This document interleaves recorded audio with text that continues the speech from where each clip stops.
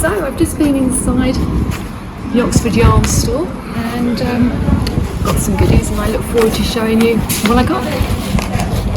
So it was so lovely to visit the Oxford Yarn store. It was such a beautiful shop, and I think they're moving premises to a slightly bigger premises at the moment where they're going to have workshop space and everything, just literally on the same road and just a door or two down or a few doors down. So that'd be really exciting to see that when it's done. And it was just really, really lovely, like such a lovely shop. And the owner and staff in there was super helpful, and could see had a real passion for the wool and everything in there. And it was just so nice.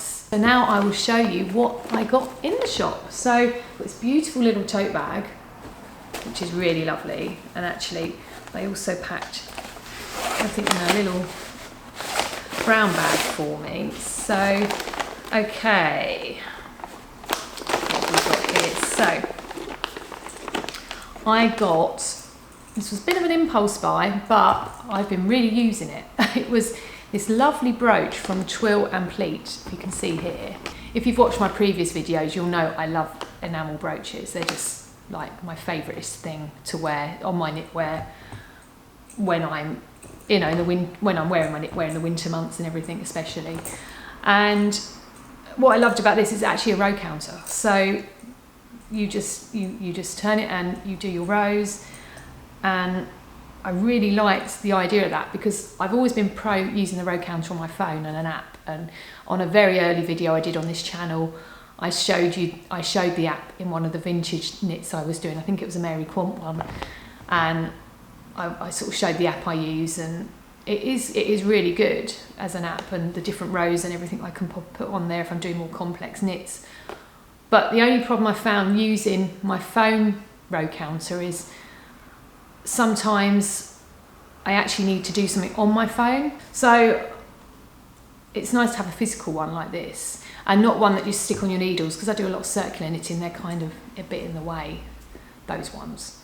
So this is quite a nice little one, and like I said, I've been using it since I got back, and it's been really helpful. I've loved it to the point so much, they have a mini one, so this counts 2 numbers on it. So when you get to like row 100 and something, you know, in your knitting, you pretty much can keep track of that, I think, and then just go back to 0 and work on that again. But the only thing with that is like, oh, what if I need to increase or decrease over so many rows so many times? How do I do that? You know, I have to physically just remember the amount of rows. What I then realise is, oh, they do a mini one, which is a single row counter, and they've got one in the same design at that shop. So I've since ordered one online. So when I'm doing my decrease and increases, they actually can hook onto the knitting. So I can actually pop that on there and then keep up my decrease and increase at the same time as this. But I can see me using this a lot going forward. I already am and love it. So it may have felt like, oh, I did a bit of an impulse buy there, but I'm using it and I'm loving it. So highly recommend those. It's Twill and Print Fibre Studio. I think they're in Canada, but I think the Oxford Yarn store is the only place that stocks them in the UK. And from having a quick look at their website, and also the actual Twill and Print Fibre Studio, I think they're selling out a lot of the designs at the minute. So if you can get some, they're great. So I ultimately bought some yarn as well, some wool, lots of lovely wools to choose from, and they had lots of redesigned project knitting bags as well, which were really lovely to see, like the sizes and different ones of those. But I previously bought one, so I didn't actually need any of those particular bags at the moment. And there was so many wools to choose from, but what I've missed about my local yarn shop, Yak Clothing in Brighton particularly, is if I ever wanted to do a bit of like Shetland knitting and that, they did stock a few of the Jameson's wools. And you could just go in and look at the colours. They didn't necessarily have all the colours in stock, but they normally had enough for me to sort of work with if I wanted to do some colour work with the Shetland wool. And since I've been doing small flock yarns, I've really sort of, I suppose, been researching the way the UK traditions of knitting, and I've really got a love for fair old knitting. I love colour anyway. Anyone that follows Knitting-a-GoGo, apart from the small flock yarns, which are natural undyed yarns, which are also beautiful in their natural colours, I do love to work with colour as well. And I've got a few fair old designs in mind that I'd love to do.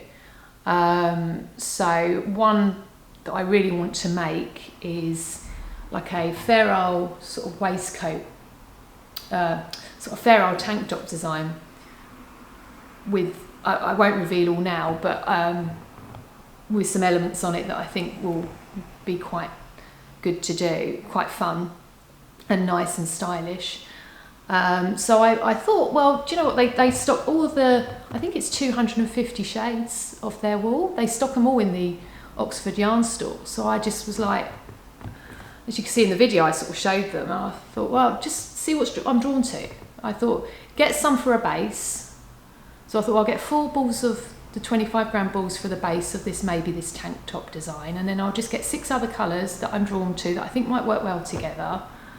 Again, until you start knitting certain fair old designs and patterns, you just don't know how they're going to work together. You might think, oh, that'll work well, and you put it together and you're like, oh, a bit like when I bought them lovely yarns from the Stephen and Penelope shop in Amsterdam.